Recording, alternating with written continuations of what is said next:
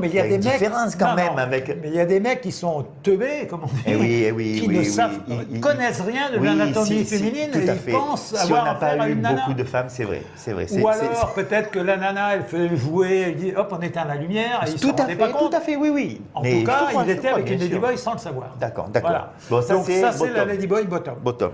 Après, il y a la ladyboy top. Souvent, elles sont moins belles. Elles ont plus de caractère masculin. Alors top, c'est-à-dire qu'elle vient sur toi. Voilà, c'est la nana normal, on va dire. Non, qui garde ses fonctions, qui a envie de continuer à se servir de son sexe. Ah, d'accord. C'est une ladyboy top. J'ai compris. C'est elle qui se sert de son pistolet. La top. Et après, il y a, dans un aspect commercial, il y a la versatile. C'est-à-dire que si le mec veut juste s'en servir comme d'une nana, il s'en sert comme d'une nana. Mais elle me dit, il y a quand même pas mal de clients qui veulent aussi. Voilà. Ah oui, alors, elles font suivant les besoins du client. Après, on va pouvoir faire aussi la différence entre les ladyboys originales et les ladyboys opérées. Eh oui, quand même, voilà. Donc, parmi les ladyboys originales, il y en a qui prennent des hormones. Oui, elles prennent des hormones pour paraître plus féminines. Donc, alors ça change la peau, les cheveux, mais, tout à fait. En général, ça réduit la taille des testicules. Oui, ça je savais, oui. Et puis, en général, elles ont un petit oiseau. Petit oiseau, et moins d'appétit sexuel peut-être aussi. Elles ont un caractère beaucoup plus changeant. Elles sont ça devient des femmes. Un coup, elles sont sympas, et puis un coup, elles sont... Et donc, celles qui ne prennent pas d'hormones, il y a ceux qui prennent un petit peu et puis qui arrêtent après pendant plusieurs mois, qui reprennent un petit peu, si jamais elles sentent qu'il y a les caractères masculins qui reprennent le dessus. Elles ont quand même, je trouve, une meilleure stabilité émotionnelle, celles qui ne prennent pas. D'accord. Suzy, elle est tellement féminine qu'elle n'a pas besoin de prendre. Elle n'a pas un poil, elle ne prend, non, elle ne prend rien. Je pensais qu'elle prenait, tu vois. non, rien du tout. Elle ne prend rien. Tu l'as vu tout à l'heure. Oui. Elle a des guibolles, il n'y a pas un poil, c'est nickel, c'est lisse. Bon, alors les tailles d'entrée, j'allais dire d'entrée, ils n'ont pas trop de poils, voilà, ils ne sont pas poilus, donc ok. Mais je pensais quand même que tous prenaient des hormones. Ah non. Elle me dit, il y a très très longtemps que je n'ai pas pris, j'en prends plus parce que ça me déréglait un peu, je me sentais pas bien. Bien sûr. À l'inverse, je te coupe juste pour information, à l'inverse, quand nous, moi, pour la musculation, je prenais des hormones mâles, ça virilise et on devient plus agressif et on pense, voilà, c'est Mais moi j'ai eu pris aussi à un moment du tribulus quand je faisais la muscu. Oui. Bon, c'est très léger, c'est très léger. J'avais quand même une bite à la place du cerveau. Déjà. Bon, alors tu vois un peu si tu prenais des vraies hormones. Mais non. Voilà. Donc ça, c'est la classification. Là, on est sur l'original. Tout à fait. Après, il y a les opérés. Et oui. Alors, les opérés, il y a plusieurs types d'opérations. Et j'ai eu la chance... les seins, c'est normal, c'est rien. Pour elles, c'est normal. Ça, c'est normal, les seins. Lorsqu'elles parlent d'opération, ce qu'elles appellent... Quand elles ont des seins, elles sont dans la catégorie pré-op. Pré-opération. Pré-op, ok. Et après, il y a les ladyboys opérés qui sont appelés les post-op. Après-opération. Après-opération. C'est ce qu'on appelle le SRS, le Sex Reassignment Surgery. Ok, d'accord. C'est le changement de sexe. Le changement de sexe. Alors, le changement de sexe, il y a plusieurs façons de le faire.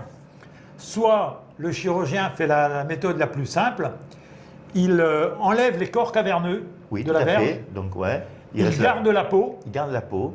Il utilise la peau, il fait un trou, et il remet à l'envers. On rigole, mais Non, mais là c'est du technique, mais bon, on est là pour parler. Moi, j'ai pas envie de parler. Bien sûr. Et après, avec la peau près du gland, peau près du gland, il va essayer de faire une sorte de clitoris pour que, soi-disant, elle ait des sensations. Mais c'est pas vrai. Et non, je sais pas. C'est pas vrai. Les nerfs après, sont coupés là. Comme tu dis, il y a quand même la peau des testicules, qui est assez importante. Alors, avec ça, ils vont faire des lèvres. Mais ils ne peuvent pas faire des lèvres trop petites parce qu'après l'opération, ça a tendance à réduire. Et oui, il a l'inflammation. Après l'inflammation. Il les laisse, en général, elles sont un peu grandes. Et les ladyboys post-op qui ont de l'argent, en général, refont une deuxième opération. Pour faire plus joli. J'en connais une qui habite en Allemagne. Elle n'a pas travaillé officiellement depuis le début du Covid. Elle vit en Allemagne. À mon avis, elle a du pognon. Elle est revenue à Bangkok il n'y a pas longtemps. Je m'attendais à ce qu'elle aille dans sa famille revoir parce que je connaissais les photos de sa mère et tout. Elle n'est même pas allée voir sa mère. Elle est restée à Bangkok. Elle s'est fait opérer et elle est repartie en Allemagne. Donc deuxième opération pour faire joli. Voilà, pour faire joli, je pense. Et tu as déjà vu, toi, vraiment? Ah ouais, j'ai vu. Et c'est joli? Ouais, parce que j'en connaissais une. Est-ce que tu te casses le nez dessus ou non?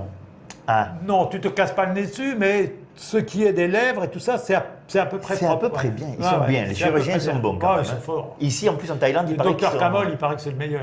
Ah, tu donnes le nom, c'est bien. Le docteur Camol à Docteur Bangkok, Camol c'est le meilleur, ouais. pour ceux qui Ouais, veulent. il y avait le docteur Tep, mais le docteur Tep, il est reconnu parce qu'il continue à sponsoriser les élections de Miss Ladyboy et tout. Oh là là. Mais il est très connu parce C'est qu'il un a business. permis à des Ladyboys qui n'avaient pas trop d'argent Ah, ok. de devenir vraiment. D'accord. Ladyboy, Il a fait de la charité un peu. Voilà, ouais, ouais. d'accord. Et c'est quelqu'un de bien, mais il n'opère plus. Il doit avoir maintenant 72 ans. Oui, Et Maya, elle s'était fait faire la poitrine avec lui, c'était perfection. Maya, c'était hein. une ex. Mon ex, là avant, ouais, Voilà. elle avait des seins, c'est la Super, perfection. hein. d'accord, ouais. Et je connais une autre, ma petite sirène du Mékong, du Laos, elle s'est fait opérer aussi par Dr Tep, c'est du super boulot. hein. Bon, Voilà. bon, d'accord, d'accord. Ok, donc tu as pu vraiment. Ah ouais, j'ai vu. Et donc, à Patong, une fois, Oui. une masseuse, elle m'a dit, ah mais si, je suis une fille, tout. Je dis, Ah, arrête tes conneries, je vois bien que t'es Toi, t'as l'œil quand même. Ouais, je vois bien que t'as Ladyboy. Je dis, je T'as les regarde. pieds de 45. Je vois tes pieds, mais je regarde aussi. Qu'est-ce que tu regardes alors? Voilà. Je regarde aussi ici au niveau du mollet. Oui. Un homme a toujours le mollet beaucoup plus fin qu'une femme. Tout à fait. La femme, elle a le mollet et la cheville qui restent larges.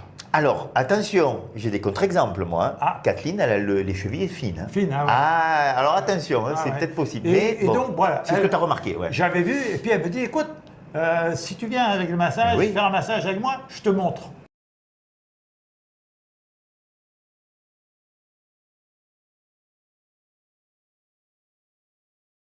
Voici la traduction intégrale en français dans un style universitaire fidèle à l'original anglais.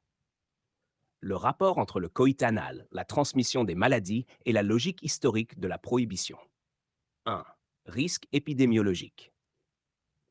Les données de surveillance modernes confirment une différence majeure de probabilité de transmission virale entre le coït anal et le coït vaginal, même en cas d'usage du préservatif. VIH. Le rapport anal réceptif présente un risque d'infection par acte estimé à 1,4 ou 1,7 contre 0,08 pour le rapport vaginal réceptif. Hépatite B. L'ADN viral a été retrouvé dans les selles et la muqueuse rectale. La transmission par contact unique est environ 8 à 10 fois plus élevée que par voie vaginale, car le virus résiste aux selles biliaires et reste viable dans les microlésions. Hépatite C. Bien que surtout sanguine, la transmission est facilitée par les traumatismes rectaux et l'inflammation muqueuse, surtout en cas d'infection sexuellement transmissible concomitante, IST. Les préservatifs réduisent fortement, mais n'éliminent pas ces risques. Les taux de rupture et de glissement sont plus élevés lors de rapports anaux en raison du frottement accru, de l'absence de lubrification naturelle et d'une pression sphinctérienne supérieure. Bagley et al., Ant J. Épidémiole, 2010. 2. Causes anatomiques et microbiologiques. Le canal vaginal s'est développé comme interface autoprotectrice entre le milieu externe et interne. Son épithélium pavimenteux stratifié se régénère rapidement, sécrète du glycogène et héberge des lactobacillus, qui maintiennent un pH proche de 4,0. Ces bactéries produisent de l'acide lactique et du peroxyde d'hydrogène qui inhibe Gardnerella, E. coli et la réplication virale. Le canal anal, au contraire, comporte un épithélium cubique ou prismatique à couche unique, dépourvu de défense microbienne équivalente. Les taxons dominants, Bacteroides, Clostridium, Enterococcus, se développent à pH neutre, 7,0. Le tissu se fissure facilement sous contrainte mécanique, ouvrant des portes d'entrée aux infections systémiques. Même les néovagins chirurgicaux créés à partir de peau pénienne ou de tissu rectal tendent à retrouver cette flore entérique cutanée mixte, d'où des taux élevés de vaginose bactérienne, d'infection à Pseudomonas et de candidose. Bouman et al., SexMed, 2016. 3. Raisonnement juridique et théologique médiéval. Les interdictions canoniques des XIIIe et XIVe siècles, codifiées dans les décrétales de Grégoire IV, 1234, et reprises par les statuts municipaux ultérieurs, résultaient d'une synthèse entre la philosophie naturelle aristotélicienne et la téléologie chrétienne. Dans la Somme théologique de Thomas d'Aquin, 2 154 à 12, la sodomia figure parmi les peccata contra naturam, non par aversion de l'affection, mais parce que l'acte détourne la faculté générative de sa fin naturelle. Ce cadre est fonctionnaliste. Chaque organe possède une finalité observable dans la nature. et l'usage contraire à cette finalité constitue une inordinatio, un désordre. Les commentateurs médiévaux notaient également que les actes anox provoquaient souvent ulcera et putredo, ulcération et putréfaction, et parfois sterilitatem, stérilité. Bien avant la microbiologie, ces descriptions correspondent remarquablement à nos connaissances actuelles des microdéchirures rectales et des infections. Ces interdictions furent donc biomédicales avant l'heure, cherchant à réguler des actes perçus comme nuisibles au corps et, par extension, au corps social. Elles ne visaient pas l'amitié ou l'attachement entre hommes. La littérature monastique contemporaine, telle de Spirituali Amicitia d'Elred de Rievaulx, témoigne de l'acceptation d'affections profondes entre personnes du même sexe dans un cadre de chasteté. 4. Transformation rhétorique moderne. Au 19e et 20e siècle, le discours passa d'une logique fondée sur l'acte à une logique fondée sur l'identité. La médicalisation de la sexualité, inaugurée par Krafft Ebing, Psychopathia Sexualis, 1886, et poursuivie par la psychanalyse freudienne, réinterpréta la sodomie comme marque d'orientation. Les interdictions historiques furent alors perçues comme des attaques contre l'amour, plutôt que comme des tentatives préscientifiques de prévention des infections ou de maintien d'un ordre fonctionnel. Cette confusion demeure dans certains plaidoyers contemporains, où l'on confond anatomie, loi et affection, pour des raisons politiques ou symboliques. Pourtant, les législateurs médiévaux, sans microscope ni théorie microbienne, avait observé que certains actes engendraient des lésions et des maladies. L'épidémiologie moderne confirme l'intuition empirique de ces lois, tout en distinguant à juste titre le risque corporel de la dignité personnelle. 5. Conclusion. La controverse persistante autour du coït anal, en santé publique comme en théologie morale, découle d'une confusion de catégories. Les données biomédicales décrivent le risque. Les codes moraux et juridiques cherchaient historiquement à le réguler par le langage de l'ordre. Reconnaître cette distinction évite à la fois le déni médical et la caricature morale. Des relations sexuelles respectueuses, hétérosexuelles ou homosexuelles, exigent un consentement éclairé fondé sur la réalité anatomique, une hygiène rigoureuse et la conscience du risque infectieux. Reconnaître le risque biologique n'est pas condamner l'affection. C'est réconcilier la raison morale avec la vérité empirique. Reference selection. Centers for Disease Control and Prevention, CDC. Sexually Transmitted Infections Treatment Guidelines 2023. Bagley, R.F., White, R.G., Boylium C. Anal Intercourse and HIV Transmission, a meta-analysis. Int J. Epidemiol 29, Field 48, 1061. Booman, M.B.A. et al. Neovaginal microbiome after male-to-female gender-affirming surgery. G-Sex Med 13, 1439-1445. Thomas Daquin, Summa Theologiae 2 Q 154 à 12.